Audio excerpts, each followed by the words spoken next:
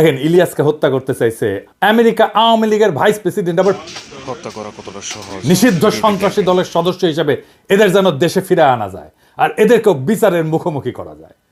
দেখেন ইলিয়াসকে হত্যা করতে চাইছে আমেরিকা আওয়ামী লীগের ভাইস প্রেসিডেন্ট, পিএইচডি করেছে। কি রকম জাউরা এগুলো সেটা দেখেন, শুনেন। ইসলাম যদি আমাকে অ্যালাউ করতো কাউকে খুন করা, এক নম্বরে আমি ফোন করতাম দিস গোইং টু লাইভ, কিভাবে প্রস্তুত থাকে ওই একে কি বলে মানুষকে হত্যা করা ইলিয়াসকে যায়।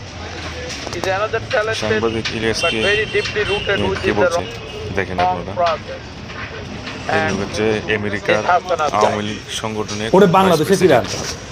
আগে থেকে আমেরিকা আইনি ব্যবস্থার মুখোমুখি বাংলাদেশ করতে হবে। আমেরিকায় যারা আছেন তারা ব্যবস্থা নেবে। বেশি এক্সাম্পল লাগবে না। মোটামুটি 20-25টা এক্সাম্পল তৈরি করতে পারলে এরা প্যাকেট হয়ে যাবে, এরা ভিতর প্যাকেট হয়ে যাবে না। ওই যে কইছে না হাবিব মজুমদার অস্ত্র হাতে গেরিলা যুদ্ধ করবে, ওই মুখেই মারিত।